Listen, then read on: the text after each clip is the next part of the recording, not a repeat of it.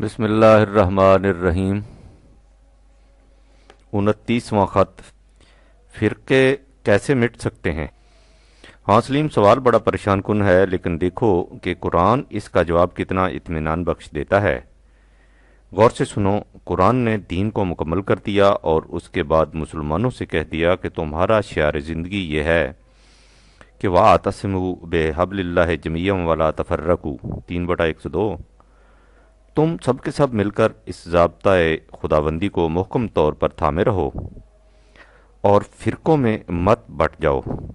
یہ ہے دین کا اصل الاصول، اسی میں تمہاری فلاح و بہبود کا راز مضمر ہے، اور اسی میں خود دین کا یعنی اس نظام زندگی کا جو تمہارے دین کے لیے تجویز کیا گیا ہے قیام، تمکن اور استحکام وابستہ ہے۔ اس آیہ جلیلہ کے الفاظ پر غور کرو، حقیقت ابھر کر سامنے آتی جائے گی۔ سب سے پہلے یہ کہ حبل اللہ ایک ہے، ایک سے زیادہ نہیں۔ دین کا ضابطہ قرآن ہے، اور یہی وہ عروۃ الوثقیٰ 2/256، وہ محکم سہارا ہے جو کبھی ٹوٹ نہیں سکتا۔ لن فصام لہا، کبھی دغا نہیں دے سکتا، جو ہر زمانے میں ہر مقام پر تمام نوع انسان کے لیے واحد اور مکمل ضابطۂ حیات ہے۔ ذہن انسانی کے وضع کردہ نظام زندگی زمانے کے تقاضوں کے بدلنے سے ٹوٹتے اور بنتے اور ٹوٹتے رہتے ہیں۔ زماں شکن آنچ می تراشد عقل، لیکن یہ ضابطۂ خداوندی زمان اور مکان کی نسبتوں سے بلند اور حدود و قیود کے امتیازات سے ماورا ہے۔ اس کے اصول زندگی کی وہ مستقل اقدار ہیں جن میں کبھی تغیر و تبدل نہیں ہو سکتا۔ لا تبدیل لکلمات اللہ 10/64۔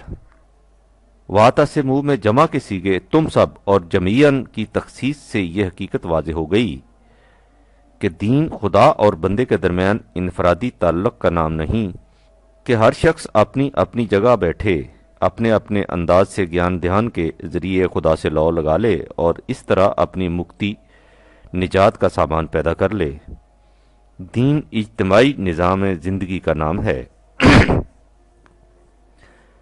جس میں تمام افراد ایک ناقابل تقسیم وحدت کی حیثیت سے رہتے اور ایک طریق پر چلتے ہیں۔ نیز ان کی وجہ جامعیت بھی دین کا اشتراک ہے، اسی سے یہ سب ایک امت بنتے ہیں۔ وَكَذَلِكَ جَعَلْنَاكُمْ أُمَّةً وَسَطًا 2/143۔ جمیعاً نے اس حقیقت کو بھی واضح کر دیا کہ اس دین کے مطابق زندگی اسی صورت میں بسر ہو سکتی ہے جب پوری کی پوری امت ایک ہی طریق پر چل رہی ہو۔ اگر اس میں مختلف گروہ پیدا ہو گئے اور ہر گروہ نے ایک جداگانہ طریق کی پیروی اختیار کر لی تو یہ دین باقی نہیں رہ سکتا۔ لا تفرقوا کے حکم نے اس حقیقت کو اور بھی نمایاں کر دیا۔ وَاعْتَصِمُوا بِحَبْلِ اللَّهِ جَمِيعًا میں امر حکم تھا، یعنی یہ کرو، اور لا تفرقوا میں نہیں ہے کہ یوں نہ کرو، اور یہ ظاہر ہے کہ جس بات کو امر اور نہیں مثبت اور منفی کی حدوں میں گھیر کر بیان کیا جائے اس میں نہ کسی شک و شبہ کی گنجائش باقی رہتی ہے، نہ مزید تاکید و تائید کی ضرورت۔ وَاعْتَصِمُوا بِحَبْلِ اللَّهِ جَمِيعًا وَلَا تَفَرَّقُوا ایک جامع اصول زندگی ہے جس میں کسی اختلاف یا استثناء کی قطعاً گنجائش نہیں۔ قرآن نے یہ بھی بتا دیا ہے کہ یہ کوئی نیا اصول زندگی نہیں جو تمہیں پہلی بار دیا جا رہا ہے، یہی اصول ہے جو پہلے دن سے آج تک ہر نبی کی وساطت سے دیا جا رہا ہے۔ شرع لکم من الدین ما وصی بہ نوح والذی اوحینا الیک وما وصینا بہ ابراہیم وموسیٰ وعیسیٰ۔ اللہ نے اسی دین نظام زندگی کا راستہ تمہارے سامنے بھی کھول دیا ہے جس کا حکم اس نے نوح کو دیا تھا، وہی دین اب تمہاری طرف وہی کیا جاتا ہے۔ اسی کا حکم ابراہیم اور موسیٰ اور عیسیٰ کو دیا گیا تھا۔ یہ حکم کیا تھا؟ شرع لكم من الدين ما وصى به نوحا والذي أوحينا إليك وما وصينا به إبراهيم وموسى وعيسى أن أقيموا الدين ولا تتفرقوا فيه كبر على المشركين ما تدعوهم إليه الله يجتبي إليه من يشاء ويهدي إليه من ينيب 42/13 تم सब इसी दीन को कायम करना और इसमें किसी किस्म का तफरका न पैदा कर देना। यही वो दीन की वहादत और तफरका से इज्तनाब था जिससे तमाम अंबिया इकरामों ज़मानों और मकान के इस कदर बोध और इख्तलाफ के बावजूद एक उम्मत वाहदा बन गए थे। व इन्ना हाज़िही उम्मतुकुम उम्मतुम वाहिदतुम व अना रब्बुकुम फत्तकून 23/52 21/92 ए ग्रोहे अंबिया, ये तुम्हारी जमायत उम्मत वाहिदा है। तुम्हारी वजह जामयत ये है कि मैं तुम सब का नश्व नुमा देने वाला हूँ, लिहाजा तुम सिर्फ मेरे कवानीन की निगहदाश्त करना। यहाँ इस हकीकत को नुमाया किया गया है कि उम्मत की वहदत ज़ाब्ता-ए ज़िंदगी और कानून हयात की वहदत पर मबनी होती है। जब तक दीन एक रहेगा उम्मत भी एक रहेगी, या जब तक उम्मत एक होगी उसका दीन भी एक होगा। जब उम्मत में तफरका पड़ जाएगा तो दीन भी एक नहीं रहेगा, अलग अलग हो जाएगा। और चूंकि दीन एक नाकाबिले तकसीम वहदत है, इसलिए अलग अलग दीन के मानी यह है कि असल दीन बाकी नहीं रहा। किसी उम्मत, कौम, जमात में तफरका पैदा कर देना कितना बड़ा जुर्म है, उसका अंदाजा इस वाक़या से लगाइए जिसे खुदा ने सूरह ताहा में बयान किया है। हजरत मूसा कुछ दिनों के लिए बाहर तशरीफ ले जाते हैं और बनी इसराइल को हजरत हारून की ज़ेरे निगरानी छोड़ जाते हैं। जब वापस आते हैं तो देखते हैं कि कौम ने गौशाला परस्ती इख्तियार कर रखी है। उसका जो असर हजरत मूसा पर हो सकता था, ज़ाहिर है वो गुस्से से लाल पीले हो जाते हैं और अपने भाई से पूछते हैं, قال يا هارون ما منعك إذ رأيتهم ضلوا 20/92 जब तुमने देखा था कि ये लोग गुमराह हो रहे हैं तो वो कौन सी बात थी जिसकी वजह से तुमने इन्हें इस रवश से रोका नहीं। अब सुनो कि हजरत हारून इसका क्या जवाब देते हैं। याद रहे कि हजरत हारून भी खुदा के रसूल हैं, आम आदमी नहीं। वो जवाब में कहते हैं, قال يا ابن أم لا تأخذ بلحيتي ولا برأسي إني خشيت أن تقول فرقت بين بني إسرائيل ولم ترقب قولي 20/94 मुझे ये अंदेशा गुजरा कि तू आकर ये न कह दे कि ए हारून, तूने बनी इसराइल में तफरका डाल दिया और मेरे फैसला का भी इंतजार न किया।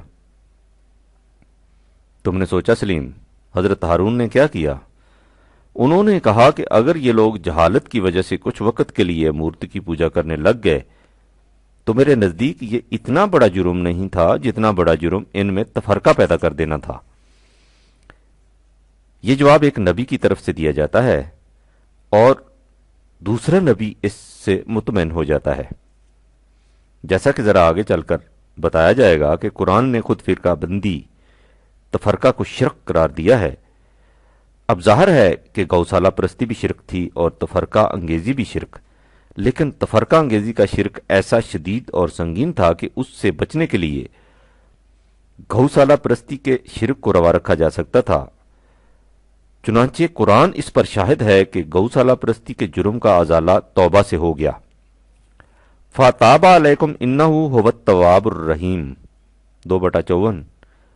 لیکن جب انہوں نے باہمی تفرقہ پیدا کر لیا اور اس طرح امت واحدہ کی بجائے مختلف گروہوں اور پارٹیوں میں بٹ گئے، وَقَطَّعْنَاهُمْ فِي الْأَرْضِ أُمَمًا 7/168، تو ان پر تباہی اور بربادی، ذلت و خواری، محرومی و محتاجی کا ایسا عذاب مسلط ہو گیا جو ہر جگہ سائے کی طرح ان کے پیچھے لگا رہتا تھا۔ ضربت علیہم الذلۃ اینما ثقفوا 3/111۔ جیسا کہ اوپر کہا جا چکا ہے، ہر رسول کا پیغام یہ تھا، دین کو قائم کرو اور باہمی تفرقہ مت پیدا کرو۔ ہر رسول اس پیغام کے ذریعے ایک جماعت، ایک امت متشکل کر کے جاتا۔ اس کی امت کچھ وقت تک تو متحد رہتی، لیکن اس کے بعد اس میں گروہ بندیاں اور فرقہ سازیاں شروع ہو جاتی۔ یہ کیوں ہوتا؟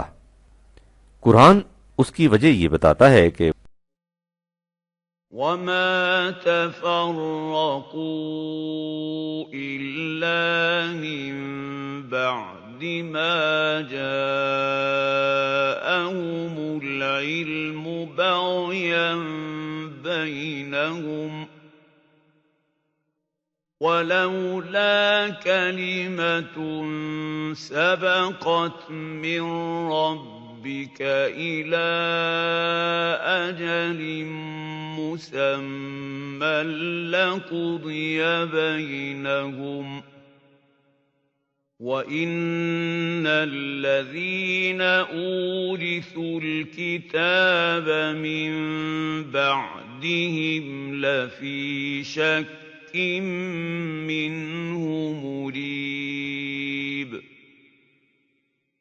42/14 45/17، یعنی خدا کی طرف سے العلم، وہی آ جانے کے بعد جس کا مقصد تمام اختلافات کو مٹا دینا ہے، باہمی تفرقہ کی گنجائش ہی نہیں رہتی۔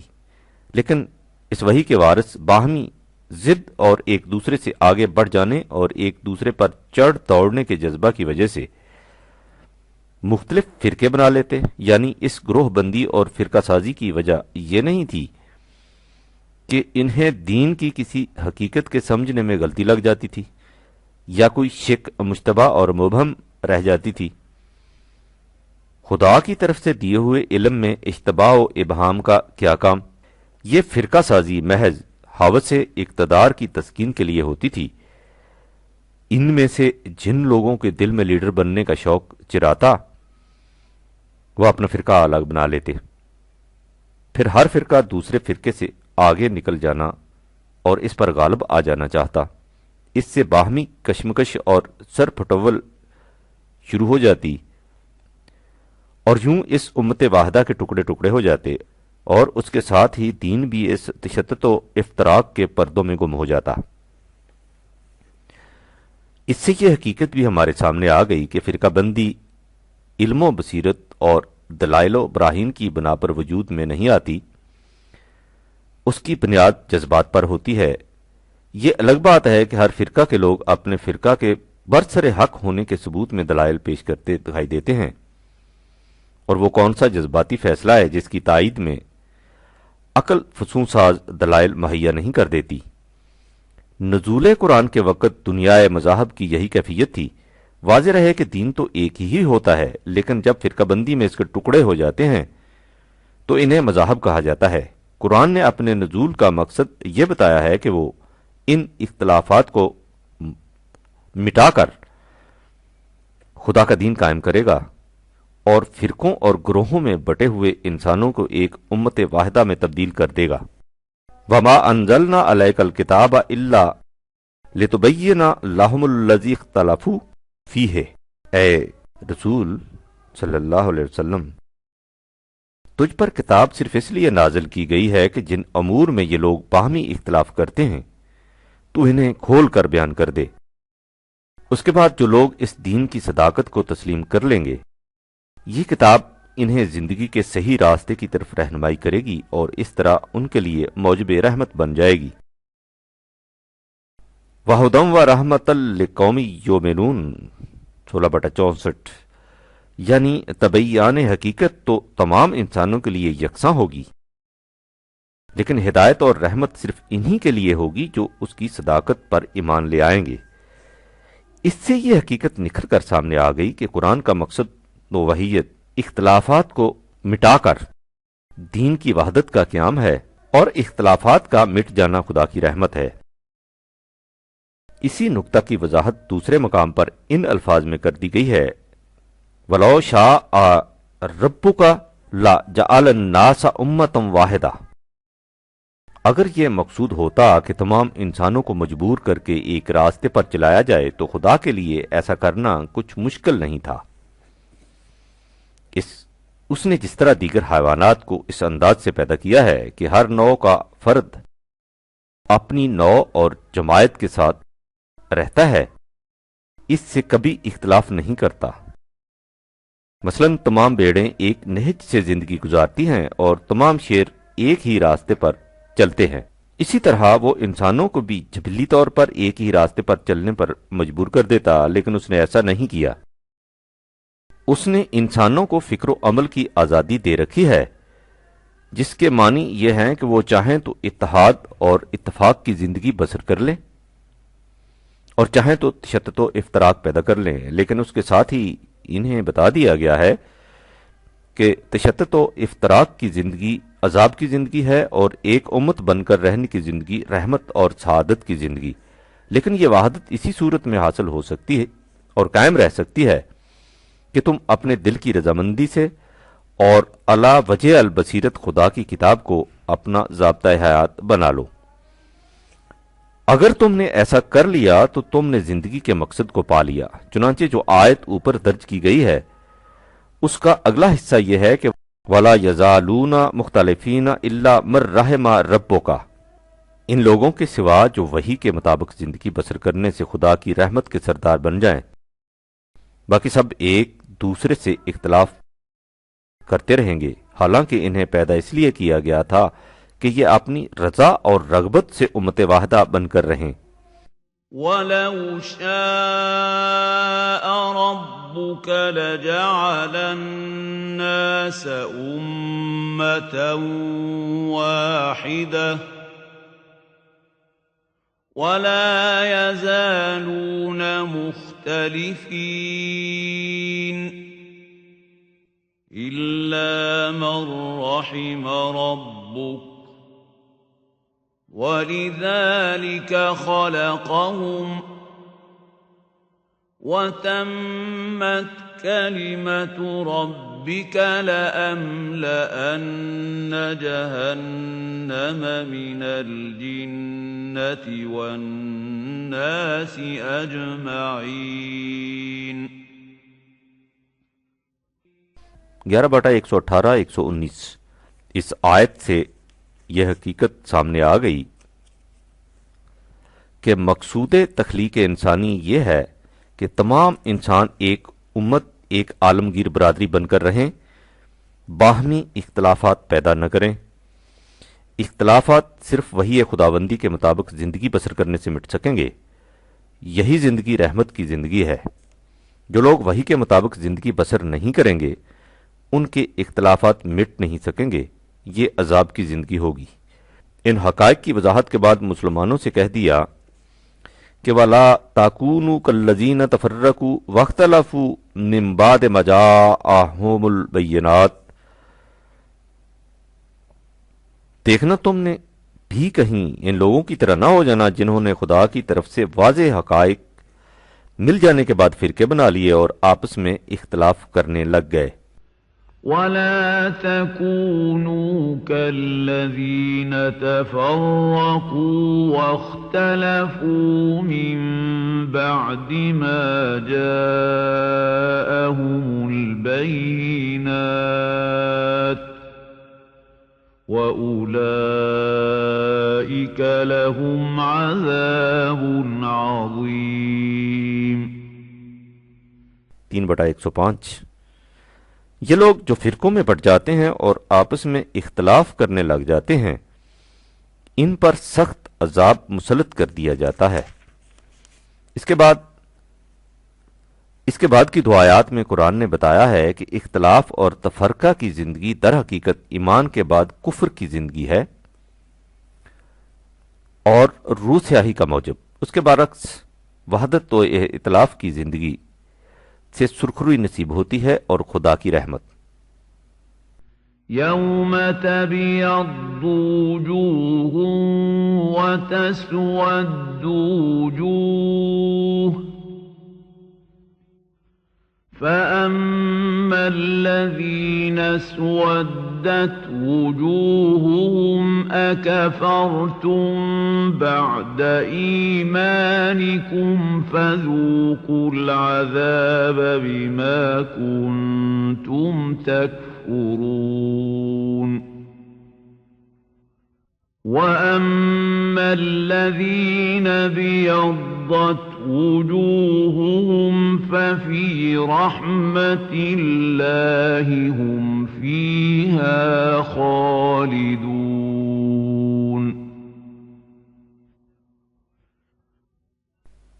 3/106-107 ان آیات سے بھی ظاہر ہے کہ فرقہ بندی اور باہمی اختلافات کی زندگی لعنت اور عذاب کی زندگی ہے اور خدا کی رحمت ان پر ہوتی ہے جو ایک امت بن کر رہتے اور اختلافات سے بچتے ہیں.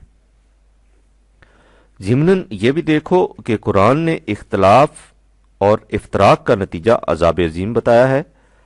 عظیم کا لفظ جس باب سے آیا ہے اس میں دوام اور استمرار کا پہلو مضمر ہوتا ہے، یعنی یہ عذاب وقتی اور ہنگامی نہیں ہوگا بلکہ استمراری اور دوامی ہوگا. جب تک فرقہ بندی رہے گی یہ عذاب بھی مسلط رہے گا. قرآن نے اس سے بھی آگے بڑھ کر مسلمانوں سے کہہ دیا کہ وَلَا تَكُونُوا مِنَ الْمُشْرِكِينَ، دیکھنا کہیں تم توحید پرست ہو جانے کے بعد مشرک نہ بن جانا. یہ چیز بڑی تحیر انگیز اور بظاہر ناقابل فہم تھی کہ مسلمان ایک خدا پر ایمان لانے کے بعد مشرک کس طرح بن سکتے ہیں. کیا یہ بتوں کو پوجنا شروع کر دیں گے؟ قرآن کہتا ہے کہ نہیں، شرک بتوں ہی کی پرستش نہیں، جیسا کہ بنی اسرائیل کی گو سالہ پرستی کے قصے میں دیکھ آئے ہیں. بت پرستی تو شرک خفی کم درجہ کا شرک ہے، شرک جلی اور ہے. اس کی وضاحت میں بتا دیا گیا کہ مشرک ہو جانے کا مطلب یہ ہے کہ وَلَا تَكُونُوا مِنَ الْمُشْرِكِينَ مِنَ الَّذِينَ فَرَّقُوا دِينَهُمْ وَكَانُوا شِيَّعًا، یعنی ان لوگوں میں سے نہ ہو جانا جنہوں نے اپنے دین میں تفرقہ ڈال دیا اور فرقے بن گئے. اس فرقہ بندی سے ہوتا یہ ہے منیبین الیہ واتقوہ واقیموا الصلاة ولا تکونوا من المشرکین من الذين فرقوا دينهم وكانوا شيعا كل حزب بما لديهم فرحون. 30/31-32 ہر فرقہ اس خیال میں مگن رہتا ہے کہ میں حق پر ہوں اور باقی فرقے باطل پر ہیں. فرقہ پرستی کی یہ ایسی نفسیات ہے جس کا مشاہدہ ہم ہر وقت کر سکتے ہیں. اس آیت میں کلو حزبن کے ٹکڑے کو خاص طور ذہن میں رکھو کیونکہ یہ ایک اہم حقیقت کا پردہ کشا ہے جس کا ذکر آگے چل کر آئے گا.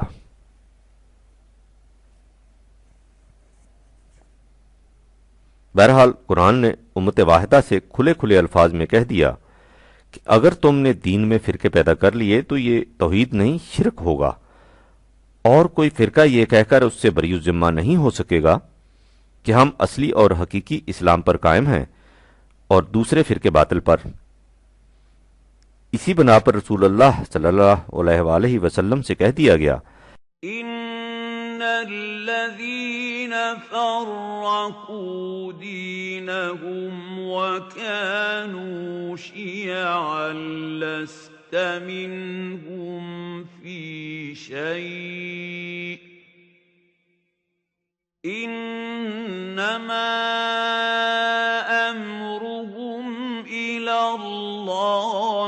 ثم ينبئهم بما كانوا يفعلون۔ 6/160 جو لوگ اپنے دین میں تفرقہ پیدا کر دیں اور ایک فرقہ بن کر بیٹھ جائیں، اے رسول تجھے ان سے کوئی تعلق نہیں، یعنی فرقے بنانے والوں سے نہ خدا کا کوئی تعلق ہے کیونکہ وہ توحید پرست نہیں رہتے، مشرک ہو جاتے ہیں، اور نہ ہی خدا کے رسول کا ان سے کوئی واسطہ کیونکہ رسول نے تو ایک دین قائم کیا اور ایک امت بنائی تھی۔ یہ الگ امت بنا لینے والے در حقیقت ایک متوازی دین نظام زندگی کے حامل ہو گئے، اس لیے انہیں اس رسول سے کیا تعلق؟ اس مقام پر ایک اعتراض یہ کیا جاتا ہے کہ رسول اللہ نے ایک امت بنائی جو دین حق پر قائم تھی، اس امت میں سے ایک فرقہ نکل کر الگ ہو گیا۔ اب ظاہر ہے کہ یہ نیا فرقہ شرک کے جرم کا مرتکب اور باطل پرست ہے۔ بقیہ امت جو اپنے مسلک پر قائم ہے اسے ایک فرقہ ٹھہرا کر اسی جرم کا مرتکب قرار دے دینا تو کسی صورت میں درست نہیں ہو سکتا۔ یہ اعتراض اہم ہے، لیکن اس کا جواب یا اس مشکل کا حل ذرا آگے چل کر سامنے آئے گا۔ سورہ روم کی جس آیت میں کہا گیا ہے وَلَا تَكُونُوا مِنَ الْمُشْرِكِينَ، اس سے پہلے ہے وَأَقِيمُوا الصَّلَاةَ، صلاۃ کو قائم رکھو اور مشرکین میں سے نہ ہو جاؤ، یعنی ان میں سے نہ ہو جا جنہوں نے دین میں فرقے پیدا کر دیے۔ اس سے ظاہر ہے کہ دین میں نظام صلاۃ وہ بنیادی حقیقت ہے کہ جب تک یہ قائم رہے فرقے نہیں بن سکتے۔ یہی وجہ ہے جو قرآن نے کہا ہے کہ جب انبیاء کے جانے کے بعد ان کی امت فرقوں میں بٹ جاتی ہے تو وہ در حقیقت صلاۃ کو ضائع کر دیتی ہے اور اپنے اپنے جذبات کے پیچھے لگ جاتی ہے۔ فخلف من بعدهم خلف اضاعوا الصلاة واتبعوا الشهوات فسوف يلقون غيا۔ 19/59 اس کی زندہ شہادت خود ہماری اپنی حالت ہے، ہماری کیفیت یہ ہے کہ وہی صلاۃ جسے قرآن نے وحدت امت کا محکم ذریعہ بتایا تھا آج فرقوں کی تمیز و تفریق کی علامت بن گئی ہے۔ چنانچہ اگر تم نے دیکھنا ہو کہ فلاں شخص کس فرقے سے متعلق ہے تو یہ دیکھو کہ وہ نماز کس طرح پڑھتا ہے۔ یہی وجہ ہے کہ جب طلوع اسلام کے خلاف اس کے مخالفین نے یہ پروپیگنڈا شروع کیا کہ یہ ایک فرقہ ہے تو انہیں اپنے اس دعوے کی تائید میں یہ الزام بھی تراشنا پڑا کہ یہ لوگ 3 وقت کی نماز پڑھتے ہیں اور ایک رکعت میں ایک ہی سجدہ ضروری سمجھتے ہیں۔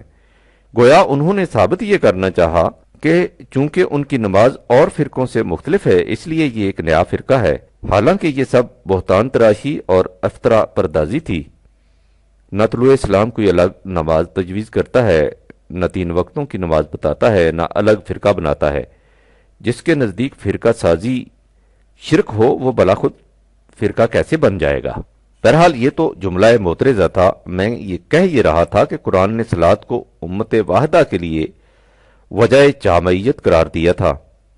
یہی وجہ تھی کہ جب خود رسول کے زمانے میں بعض تفرقہ انگیزوں نے ایک نئی مسجد تعمیر کی تو قرآن نے جس شدت سے اس کی مخالفت کی اس کا اندازہ سورہ توبہ کی متعلقہ آیات سے لگ سکتا ہے۔ سنو اور غور سے سنو کہ قرآن اس باب میں کیا کہتا ہے۔ والذین اتخذوا مسجدا ضرارا، جن لوگوں نے اس غرض سے مسجد تعمیر کی کہ اس سے ملت اسلامیہ اور خود دین کو نقصان پہنچایا جائے، و کفرن، اور کفر کی حمایت کی جائے یا کفر کی روش اختیار کی جائے، و تفریقم بین المومنین، یعنی اس غرض سے کہ مسلمانوں میں تفرقہ پیدا کیا جائے۔ تم اس مسجد کو مسجد سمجھتے ہو، یہ مسجد نہیں۔ وَإِرْصَادًا لِمَنْ حَارَبَ اللَّهَ وَرَسُولَهُ مِنْ قَبْلُ، یہ وہ کمین گاہ ہے جس میں بیٹھ کر وہ شخص جو اس سے پہلے خدا اور رسول نظام خداوندی کا دشمن تھا ملت پر تیر اندازی کرے گا۔ یعنی یہ مسجد نہیں، یہ وہ قلعہ ہے جس کے اندر خدا اور رسول کے دشمن پناہ لے کر دین کے کسر مشیت کو منہدم کرنے کی مذموم کوشش کریں گے۔ وَلَا يَخْلِفُنَّ إِنْ آرَدْنَا إِلَّا الْحُسْنَى، یہ قسمیں کھا کھا کر کہیں گے کہ اس مسجد کی تعمیر سے ہمارا ارادہ بجز بھلائی کے اور کچھ نہیں، ہم دین کی تخریب تھوڑا چاہتے ہیں۔ واللہ یشہد انہم لکاذبون، تم ان کی باتوں میں نہ آ جانا، خدا گواہ ہے کہ یہ یکسر جھوٹے ہیں۔ لا تقم فیہ ابدا، اے رسول تم اس مسجد میں ایک قدم بھی نہ رکھنا۔ یہ مسجد تو یوں سمجھو کہ دوزخ کے کنارے پر کھڑی ہے، جس نے اسے بنایا ہے اور جو اس میں داخل ہوگا یہ ان سب کو لے کر جہنم کے عمیق گڑھے میں جا گرے گی۔ والذین اتخذوا مسجدا ضرارا وكفرا وتفريقا بين المؤمنين وإرصادا لمن حارب الله ورسوله من قبل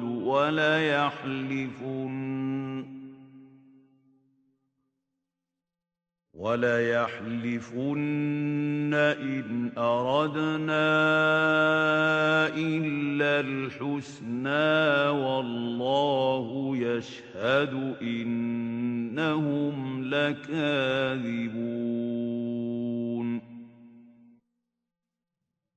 لا تقم فيه أبدا لمسجد أسس على التقوى من أول يوم أحق أن تقوم فيه رجال يحبون أن يتطهروا والله يحب المطهرين أفمن أسس بنيانه على تقوى من الله ورضوان خير أم من أسس بنيانه على شفا جرف هار فانهار به في نار جهنم والله لا يهدي القوم الظالمين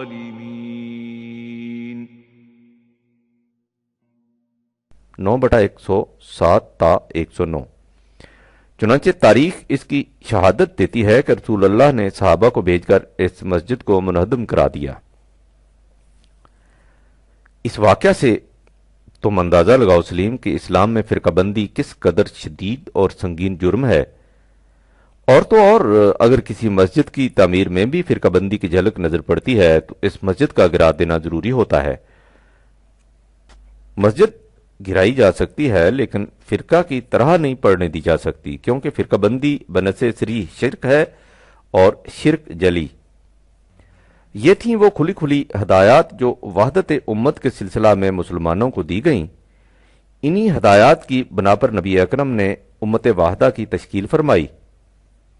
یہ وہ امت تھی جس کا نظام ایک تھا، ضابطہ زندگی ایک تھا، مرکز ایک تھا، دین ایک تھا، راستہ ایک تھا، نسب العین ایک تھا۔ ان میں نہ کسی قسم کا اختلاف تھا نہ افتراق۔ یہی تھی وہ جماعت جس کے متعلق خدا نے کہا ہے وَاعْتَصِمُوا بِحَبْلِ اللَّهِ جَمِيعًا وَلَا تَفَرَّقُوا وَاذْكُرُوا نِعْمَةَ اللَّهِ عَلَيْكُمْ إِذْ كُنْتُمْ أَعْدَاءً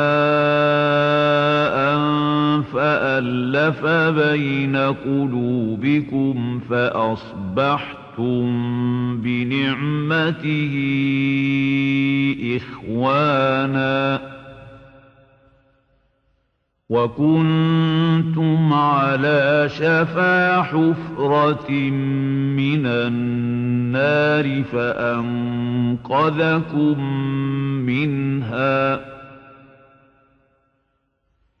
كَذَلِكَ يُبَيِّنُ اللَّهُ لَكُمْ آيَاتِهِ لَعَلَّكُمْ تَهْتَدُونَ۔ 3/102 اللہ نے ان کے دلوں کو ایک دوسرے کے ساتھ جوڑ دیا اور دین کے ذریعہ انہیں ایک دوسرے کا بھائی بنا دیا، رضی اللہ عنہم ورضوا عنہ۔ اس کے بعد امت پر کیا گزری، یہ ایک حدیث دل خراش ہے اور داستان ہے جگر سوز۔ اس کے لیے تفصیل میں گئے بغیر قرآن کے الفاظ میں صرف اتنا سن لو کہ وما تفرقوا الا من بعد ما جاءهم العلم باغیا بینہم، 42/14۔ جس طرح سابقہ نے وحی کے مل جانے کے بعد باہمی ضد اور سرکشی کے جذبے سے دین میں تفرقے بنا ڈالے تھے، یہ بھی فرقوں میں بٹ گئے۔ قرآن کے اس قدر واضح بین اور سری احکام و ہدایات، تنبیہات و تاکیدات کی موجودگی میں امت کا فرقوں میں بٹ جانا یقیناً ایک تحیر انگیز واقعہ ہے، لیکن اس حقیقت سے کسے انکار ہو سکتا ہے کہ امت فرقوں میں بٹی اور یہ فرقے اب تک موجود ہیں؟ اس مقام پر رہ کر یہ سوال سامنے آتا ہے کہ فرقوں میں بٹنے والے لوگ اپنی اس روش کے جواز میں بالآخر کوئی دلیل تو پیش کرتے ہوں گے۔ جی ہاں، وہ دلیل پیش کرتے ہیں، غور سے سنو کہ وہ دلیل کیا ہے۔ وہ کہتے ہیں کہ رسول اللہ نے فرمایا ہے کہ اختلاف امتی رحمتن، میری امت میں اختلاف رحمت ہے۔ تم نے سوچا سلیم کہ یہ بات کیا ہوئی؟ یعنی وہی اختلاف جس کے متعلق قرآن نے واضح الفاظ میں کہا تھا کہ وہ خدا کا عذاب ہے، باعث کفر ہے، شرک ہے، اسی اختلاف کے متعلق یہ کہا جاتا ہے کہ معاذ اللہ رسول اللہ نے اسے باعث رحمت قرار دیا ہے۔ جو شخص ذرا بھی قرآنی تعلیم سے مس رکھتا ہو وہ بلا ادنا تعمل یہ کہہ دے گا کہ عربی زبان کا یہ فقرہ کبھی رسول اللہ کا ارشاد نہیں ہو سکتا، رسول نے کبھی ایسا نہیں فرمایا ہوگا۔ یہ ناممکن ہے کہ خدا ایک چیز کو عذاب قرار دے اور اس کا رسول اسے رحمت بتائے۔ لیکن آپ یہ کچھ کہتے رہیے، فرقہ پرست اپنی بات پر اڑے رہیں گے کہ نہیں، رسول اللہ نے ایسا فرمایا اور ضرور فرمایا تھا۔ یہ محض اس لیے کہ اگر اسے حدیث رسول اللہ صلی اللہ علیہ وآلہ وسلم قرار نہ دیا جائے تو پھر فرقہ بندی کے جواز کی راہ کوئی نہیں رہ جاتی۔ لیکن وہ جو قرآن نے کہا ہے کہ جو لوگ حقیقت کو توان بطبیب خاطر نہیں مانتے، حقیقت ان سے اپنے آپ کو کارہن مجبوراً منوا لیتی ہے، اس کی شہادت حال ہی میں ہمارے سامنے آئی ہے۔ ہوا یہ کہ مرزائیوں کے خلاف یہ اعتراض کیا گیا کہ انہوں نے ایک نیا فرقہ بنا کر امت میں اختلاف پیدا کر دیا ہے۔ اس کے جواب میں انہوں نے کہا کہ اگر ہمارے کسی عمل سے امت میں اختلاف پیدا ہو گیا ہے تو امت کو اس کے لیے ہمارا شکر گزار ہونا چاہیے، نہ کہ شکوہ سنج، اس لیے کہ حضور نے فرمایا ہے کہ اختلاف امتی رحمت، لہذا ہمارا یہ فرقہ امت کے لیے مزید رحمتوں کا باعث ہے۔ تم سوچو سلیم کہ ان کے اس جواب کا جواب الجواب کیا ہو سکتا تھا؟ اس کے جواب میں جمعیت اہل حدیث کے ترجمان الاعتصام کو مجبوراً کہنا پڑا کہ اختلاف امتی رحمت کوئی حدیث ہی نہیں، اس لیے اسے سند میں پیش نہیں کیا جا سکتا۔ لیکن سلیم اب اس فکرے کو حدیث نہ قرار دینے سے کیا حاصل؟ اس نے جس قدر تباہی مچانی تھی اس سے 1000 برس میں مچا دی۔ اس نے امت کے ٹکڑے ٹکڑے کر دیے، انہیں فرقوں اور گروہوں میں تقسیم کر کے مستقل جنگ و جدال کا سامان پیدا کر دیا، ان کی دنیا اور عاقبت دونوں خراب کر دیں۔ ایسی عظیم ہلاکتوں اور تباہیوں کے بعد اگر اس حقیقت کا اعتراف کیا گیا کہ یہ فرمان رسول نہیں ہے تو اس سے ان نقصانات کی تلافی کیا ہوگی؟ اس قسم کی ہے سلیم وہ وضعی حدیثیں جن کے متعلق میں کہا کرتا ہوں کہ یہ اجمی سازش کا نتیجہ ہے، اور یہ ہے وہ جرم جس کی پاداش میں مجھے گردن زدنی اور کشتنی قرار دیا جاتا ہے۔ بہرحال یہ تو جملہ معترضہ تھا۔ میں کہہ یہ رہا تھا کہ فرقہ بندی کے جواز میں اختلاف امتی رحمت کو بطور دلیل پیش کیا گیا، لیکن اس میں ایک سقم تھا، اور وہ یہ کہ اس کی روح سے تمام فرقے موجب رحمت فی الحاظ حق پر قرار پا جاتے تھے، اور فرقہ بندی اسے کبھی گوارا ہی نہیں کر سکتی تھی۔ کہ ہر فرقے کو سچا سمجھا جائے، لہٰذا اس کے لیے ایک اور حدیث وضع کی گئی جس میں کہا گیا کہ حضور نے فرمایا تھا کہ میری امت میں 73 فرقے ہوں گے، ان میں سے ایک فرقہ ناجی ہوگا، باقی سب جہنمی ہوں گے۔ تم نے غور کیا سلیم کہ اس میں ایک فرقہ کی استثناء نے کس طرح ہر فرقہ کو مطمئن کر دیا کہ وہ برسر حق ہے اور باقی سب باطل پر ہیں۔ قرآن نے فرقوں کے متعلق کہا تھا کہ کل حزب بما لدیہم فرحون، ہر فرقہ اس ذم باطل میں رہتا ہے کہ وہ حق پر ہے، یعنی قرآن نے کل حزب تمام فرقے کہہ کر اس چور دروازے کو بند کر دیا جس کے راستے فرقہ پرستی کا جھوٹا اطمینان داخل ہو سکتا تھا، لیکن اس وضعی روایت نے ایک فرقہ کی استثناء سے اس دروازے کو چوپٹ کھول دیا۔ چنانچہ ہماری 1000 سالہ تاریخ اس پر شاہد ہے کہ اسی استثناء کی آڑ میں ہر فرقہ اپنے آپ کو ناجی اور دوسرے فرقوں کو جہنمی قرار دینے کے جہاد عظیم میں مصروف چلا رہا ہے، اور ان خون کے چھینٹوں کو اپنے لیے وجہ سرخ روئی سمجھ رہا ہے۔ چنانچہ خود ہمارے ہاں بھی آج کل جو کچھ ہو رہا ہے وہ اس داستان رنگین کی زندہ شہادت ہے۔ علاوہ ان فسادات کے جو مختلف فرقوں میں برپا ہوتے رہتے ہیں، آئے دن اس قسم کی خبریں اخبارات میں شائع ہوتی رہتی ہیں کہ فلاں مقام پر فلاں فرقہ کے متبعین نے فلاں فرقہ کے امام کو قتل کر دیا اور فلاں مقام پر فریق مخالف کے خطیب کو مار دیا گیا۔ یہ اس امت کے دیندار طبقہ کا حال ہے جسے بنص صریح بتایا گیا تھا۔ وَمَن يَقْتُلْ مُؤْمِنًا مُتَعَمِّدًا فَجَزَاؤُهُ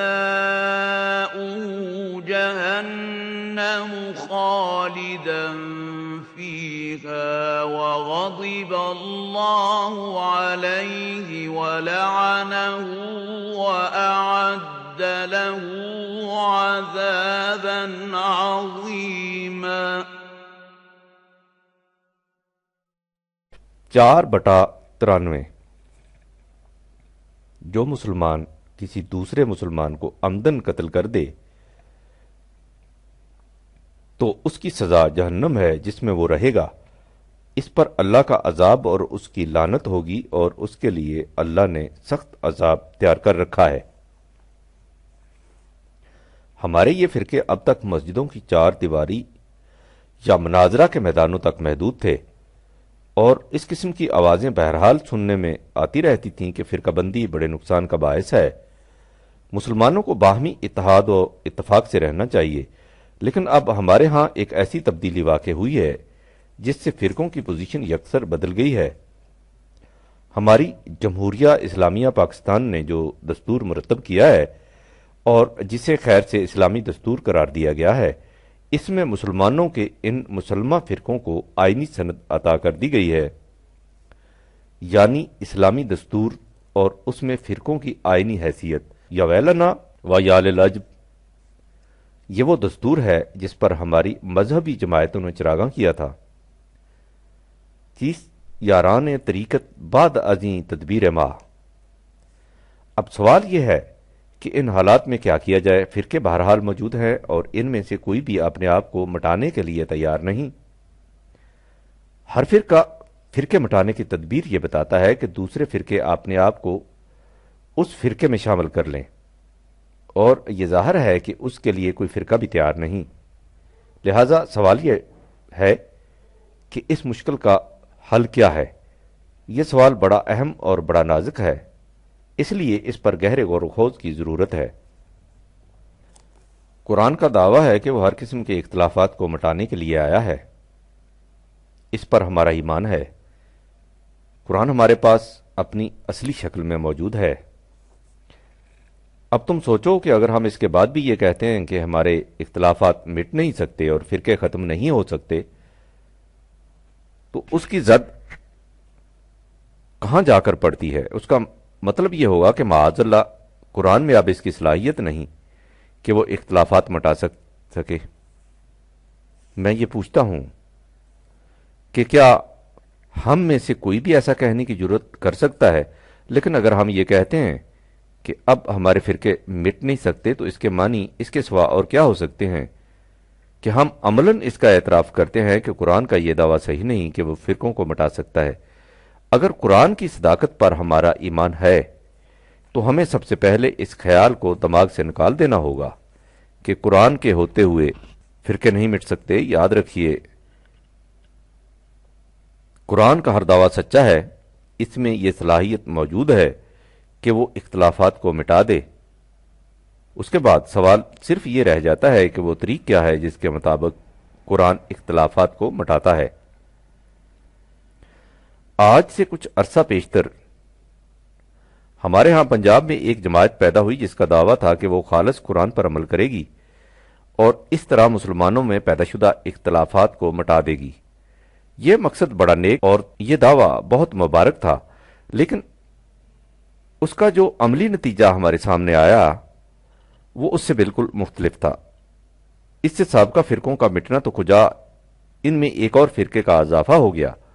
ہمارے لیے ان حضرات کی نیت پر شبہ کرنے کی کوئی وجہ نہیں، لیکن چونکہ اختلافات مٹانے کے لیے قرآن نے جو طریق بتایا تھا وہ ان کی نگاہوں سے اوجھل رہا، اس لیے ان کی یہ کوشش ناکام رہی۔ بدقسمتی یہ کہ اس ناکامی نے خود قرآن کے مشن کو بڑا نقصان پہنچایا، اس طرح کہ اب اگر کسی سے کہا جاتا ہے کہ ہمارے اختلافات قرآن کی روح سے مٹ سکتے ہیں تو وہ اس کے جواب میں طنزاً اور یا ایک ٹھنڈی سانس بھر کر کہہ دیتا ہے کہ صاحب یہ نسخہ بھی آزمایا جا چکا اور ناکام ثابت ہو چکا ہے۔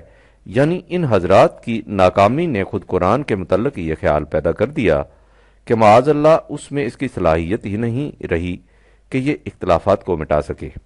اب سوال یہ پیدا ہوتا ہے کہ قرآن ان اختلافات کے مٹانے کا کیا طریق بتاتا ہے؟ سب سے پہلے تو یہ سمجھ لو کہ قرآن یہ کہتا ہے کہ وَمَا اخْتَلَفْتُمْ فِيهِ مِن شَيْءٍ فَحُكْمُهُ إِلَى اللَّهِ ذَلِكُمُ اللَّهُ رَبِّي عَلَيْهِ توكلت وإليه أنيب 42/10 جس معاملہ میں بھی تمہیں اختلاف ہو اس کا فیصلہ حکم اللہ کی طرف سے ہونا چاہیے۔ اس میں حکم کا لفظ غور طلب ہے، یعنی یہ انفرادی چیز نہیں کہ دو آدمیوں میں کسی مسئلہ میں اختلاف ہو اور وہ اپنے طور پر قرآن سے فیصلہ لینے کے لیے بیٹھ جائیں۔ متنازع فی امور میں حکم یا فیصلہ ہمیشہ تیسرے مقام سے ملا کرتا ہے، اسے حکم یا ثالث کہتے ہیں۔ اسی مقصد کے لیے قرآن نے رسول اللہ صلی اللہ علیہ وآلہ وسلم سے کہا تھا فَلَا وَرَبِّكَ لَا يُؤْمِنُونَ حَتَّى يُحَكِّمُوكَ فِيمَا شَجَرَ بَيْنَهُمْ ثُمَّ لَا يَجِدُوا فِي أَنفُسِهِمْ حَرَجًا مِّمَّا قَضَيْتَ وَيُسَلِّمُوا تَسْلِيمًا 4/65 تیرا رب اس حقیقت پر شاہد ہے کہ یہ کبھی صاحب ایمان نہیں کہلا سکتے جب تک یہ اپنے اختلافی امور میں تجھے اپنا فیصلہ دینے والا تسلیم نہ کرے، اور پھر جو فیصلہ یہاں سے صادر ہو اس کے خلاف اپنے دل میں بھی کوئی گرانی محسوس نہ کریں، بلکہ اس کے سامنے سر تسلیم خم کر دیں۔ یعنی قرآن سے فیصلہ انفرادی طور پر نہیں لیا جائے گا، بلکہ اس کے لیے ایک زندہ اور محسوس ثالث اور حاکم کی ضرورت ہوگی۔ اس فیصلہ کرنے والی اتھارٹی کو قرآن میں اللہ اور رسول کی جامع اصطلاح سے تعبیر کیا گیا ہے، چنانچہ اس آیت سے چند آیات پہلے ہے یا ایھا الذین آمنوا اطیعوا اللہ و اطیعوا الرسول و اولی الامر منکم، اے جماعت مومنین تم اللہ اور رسول کی اطاعت کرو۔ يا أيها الذين آمنوا أطيعوا الله وأطيعوا الرسول وأولي الأمر منكم فَإِن تَنَازَعْتُمْ فِي شَيْءٍ فَرُدُّوهُ إِلَى اللَّهِ وَالرَّسُولِ إِن كُنتُمْ تُؤْمِنُونَ بِاللَّهِ وَالْيَوْمِ الْآخِرِ ذَلِكَ خَيْرٌ وَأَحْسَنُ تَأْوِيلًا۔ 4/59 اگر تم میں کسی معاملہ میں اختلاف پیدا ہو جائے تو اسے اپنے طور پر حل کرنے کی کوشش نہ کرو بلکہ اسے اللہ اور رسول کی طرف لوٹا دو۔ اگر تم ایسا کرو گے تو سمجھا جائے گا کہ تمہارا اللہ اور آخرت پر ایمان ہے۔ اس کے معنی صاف طور پر یہ ہیں کہ دو افراد میں اختلاف تو ایک طرف، اگر افسران ماتحت کے کسی فیصلہ سے بھی اختلاف ہو تو قرآنی نظام کی مرکزی اتھارٹی اللہ اور رسول کی طرف لوٹا دو۔ یہی شرط ایمان ہے۔ اگر ایسا نہ کیا جائے گا تو یہ کفر ہو جائے گا۔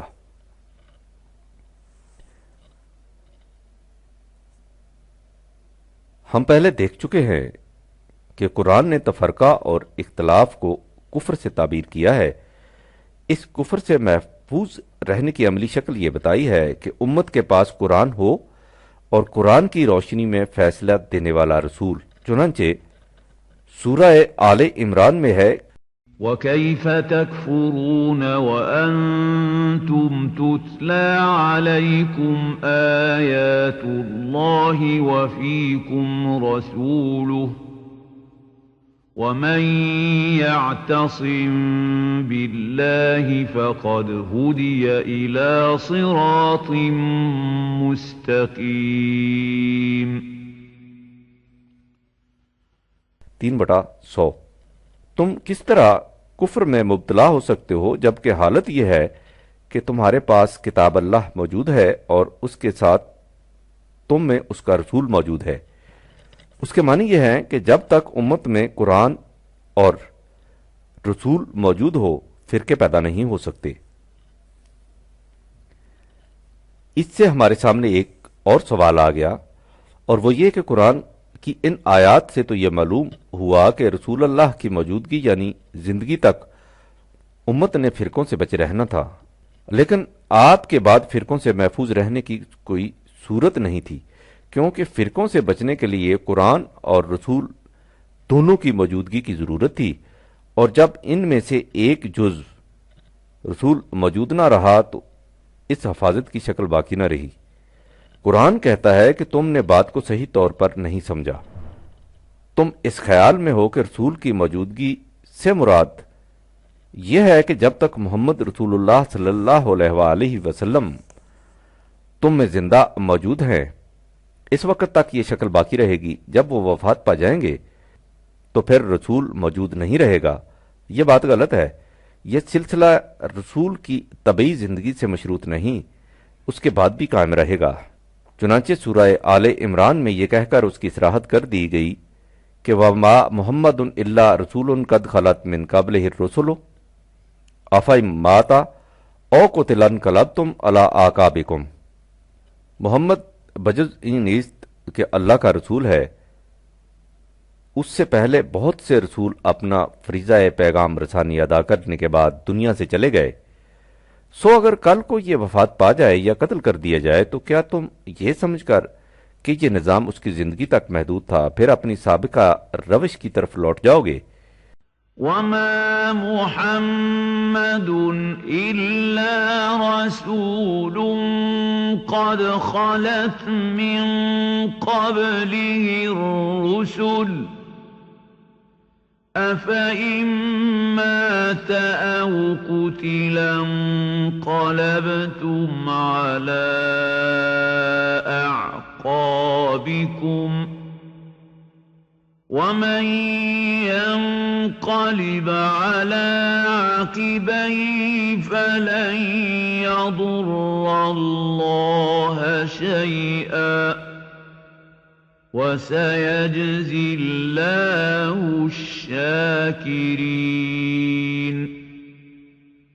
جو رسول کی وفات پر اپنی سابقہ روش پر لوٹ جائے گا تو وہ اللہ کو کوئی نقصان نہیں پہنچائے گا۔ اپنا ہی کچھ بگاڑے گا۔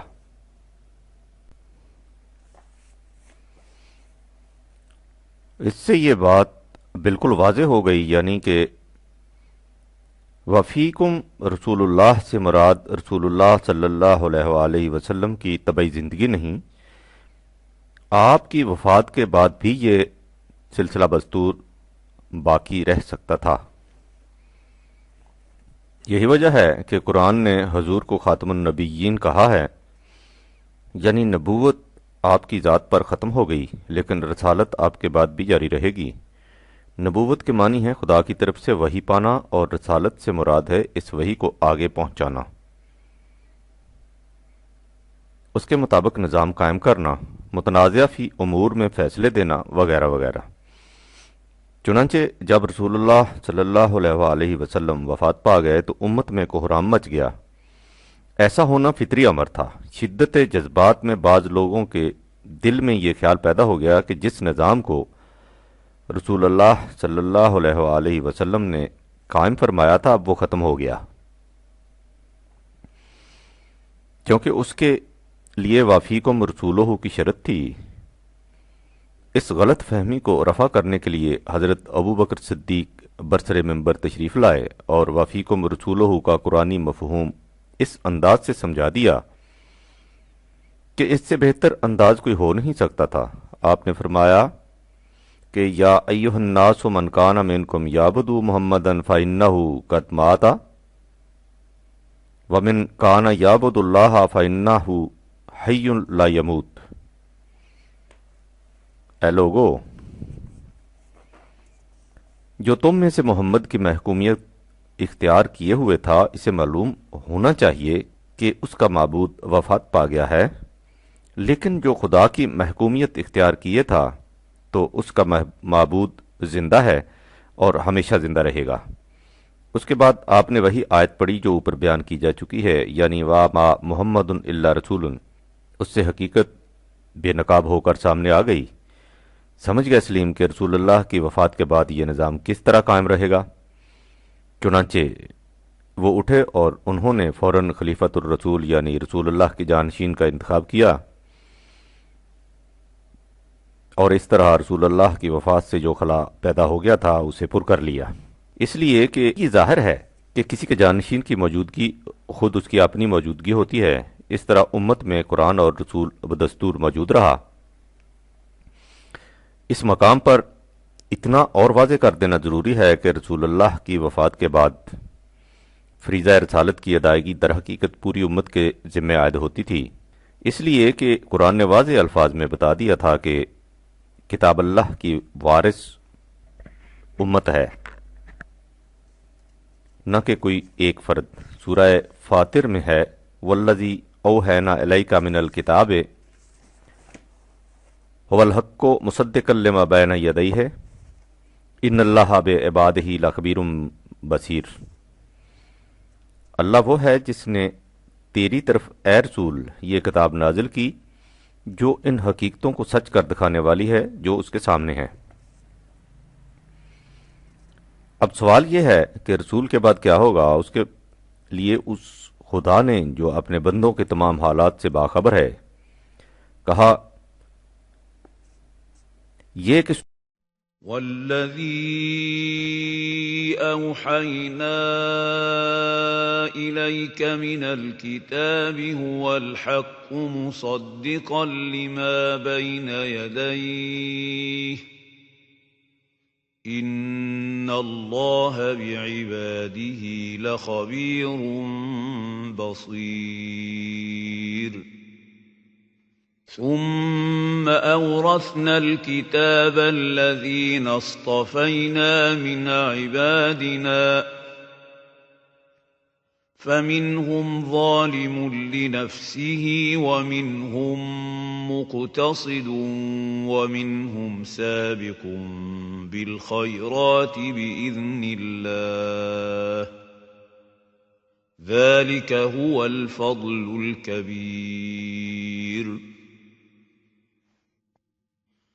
25/31-32 ہم نے اس کتاب کی وراثت کے لیے اپنے بندوں میں سے اس امت کو منتخب کر لیا ہے یعنی پہلی بات یہ کہ قرآن کی وارث پوری امت ہے، اس کے بعد آگے بڑھیے، رسول اللہ کا فریضہ یہ تھا الذين يتبعون الرسول النبي الأمي الذي يجدونه مكتوبا عندهم في التوراة والإنجيل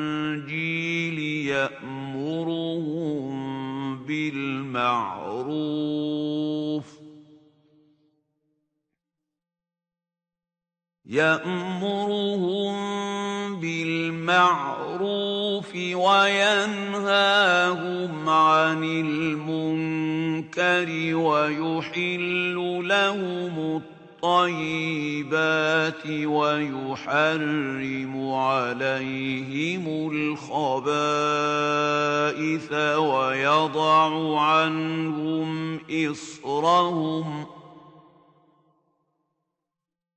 ويضع عنهم إصرهم والأغلال التي كانت عليهم فالذين آمنوا به وعزروه ونصروه واتبعوا النور الذي أنزل معه أولئك هم المفلحون 7/157 وہ معروف کا حکم دیتا ہے اور منکر سے روکتا ہے۔ اب یہی فریضہ امت کی طرف منتقل ہو گیا ہے، چنانچہ سورہ آل عمران میں ہے كنتم خير أمة أخرجت للناس تأمرون بالمعروف وتنهون عن المنكر وتؤمنون بالله وَلَوْ آمَنَ أَهْلُ الْكِتَابِ لَكَانَ خَيْرًا لَهُمْ مِنْهُمُ الْمُؤْمِنُونَ وَأَكْثَرُهُمُ الْفَاسِقُونَ 3/110 تم بہترین امت ہو جسے نوع انسان کی فلاح و بہبود کے لیے پیدا کیا گیا ہے۔ تمہارا فریضہ یہ ہے کہ تم معروف کا حکم دو اور منکر سے روکو۔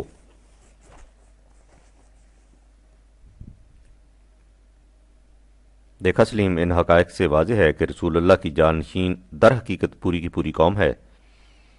عملی انتظام کی سہولت کے لیے امت اپنے میں سے بہترین فرد کو اپنا نمائندہ بنا کر اس سلسلہ کو قائم رکھتی ہے۔ اس طرح امت میں کتاب اور رسول بدستور باقی رہتے ہیں، ان کی موجودگی میں اختلافات کے رونما اور فرقوں کے پیدا ہونے کا امکان ہی نہیں رہتا۔ چنانچہ تاریخ اس پر شاہد ہے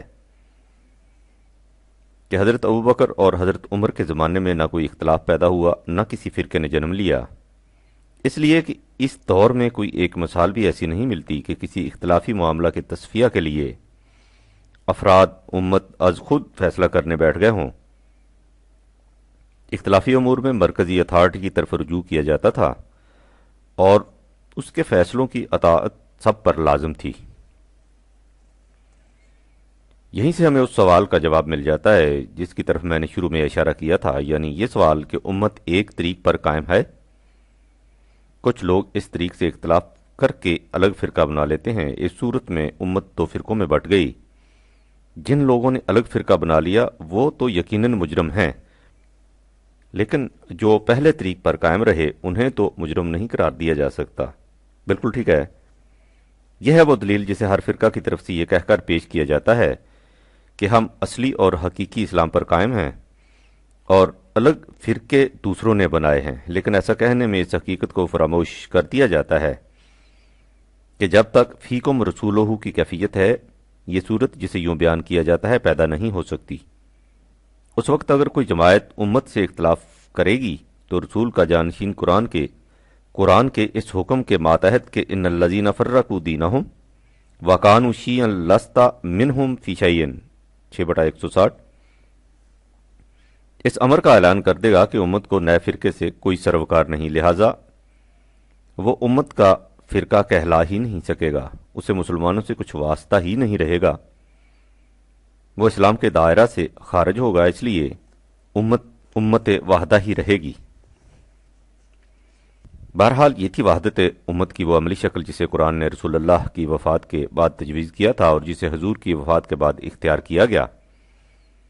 لیکن کچھ عرصہ کے بعد یہ صورت قائم نہ رہی، خلافت کی جگہ ملوکیت نے لے لی، سلاطین نے اپنی مصلحتوں کے ماتحت سیاست کو مذہب سے الگ کر لیا۔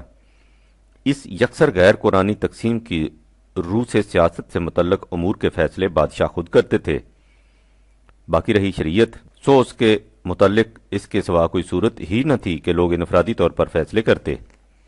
اس ضمن میں ایک اور دشواری سامنے آئی، قرآن نے اللہ اور رسول صلی اللہ علیہ وآلہ وسلم کی اطاعت کا حکم دیا تھا۔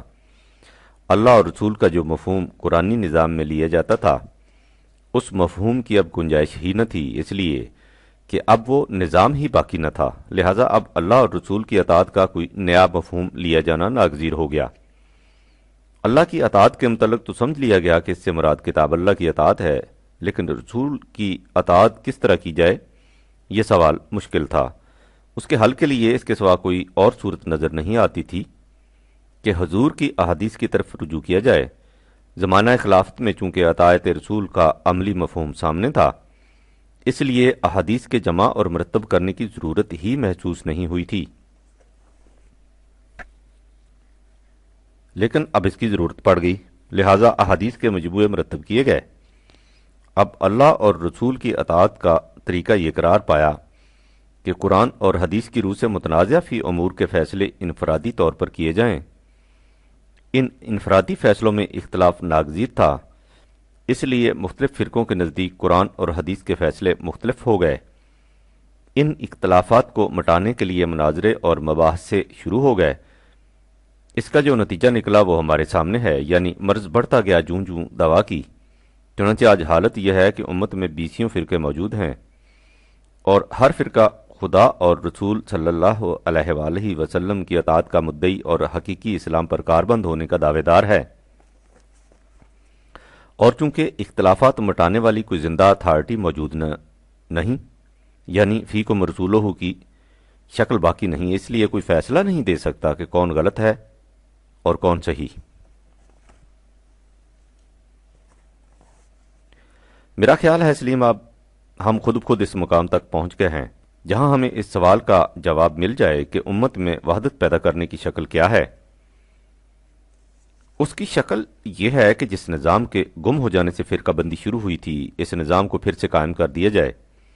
اس کے لیے پہلا قدم یہ ہے کہ اس فکر کو عام کیا جائے کہ فرقوں کی موجودگی اور اسلامی زندگی دو متضاد چیزیں ہیں جو قرآن کی روح سے ایک جگہ جمع نہیں ہو سکتی، اور فرقوں کو مٹا کر اسلامی زندگی پیدا کرنے کا طریق قرآنی نظام کے قیام کے سوا اور کوئی نہیں۔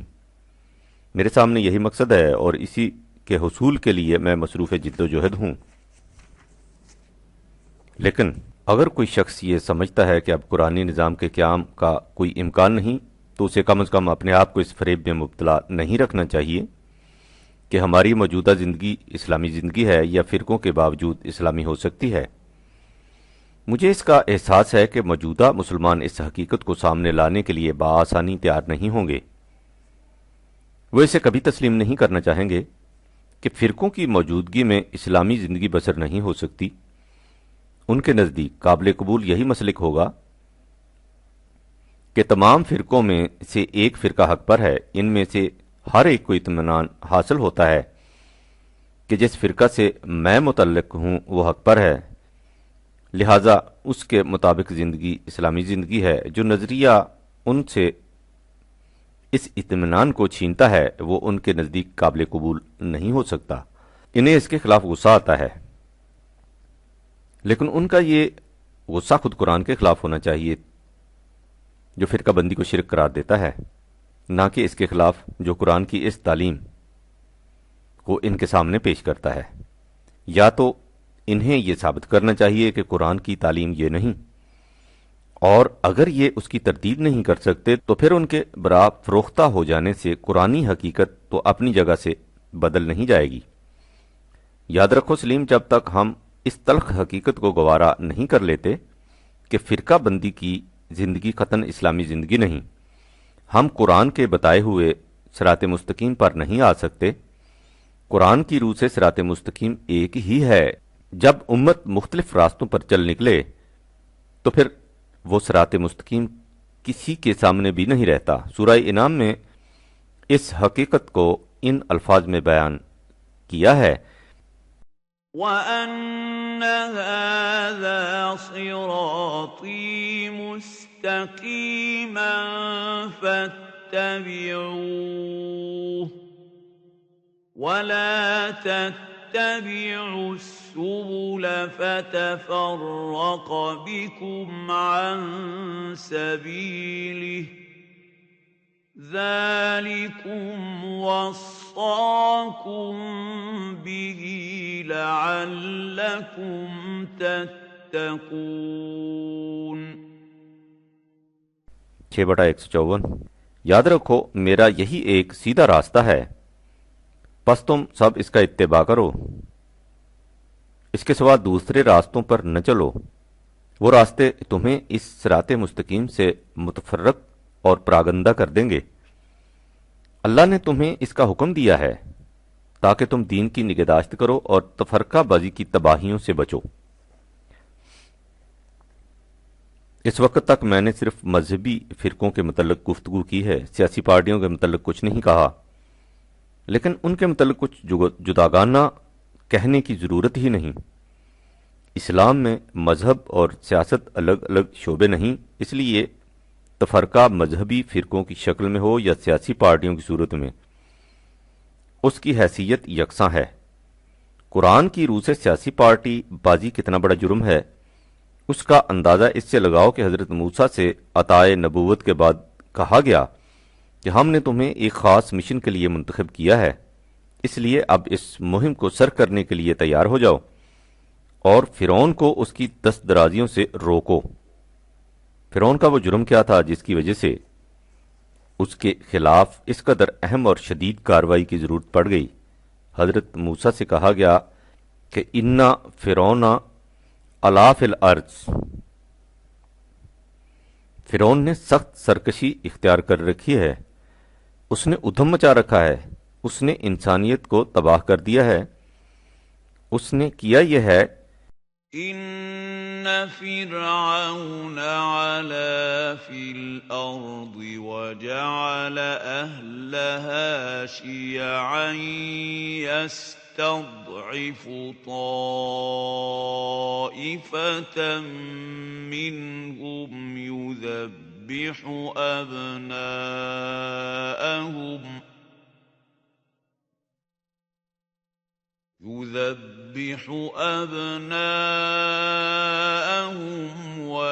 ويستحيي نساءهم إنه كان من المفسدين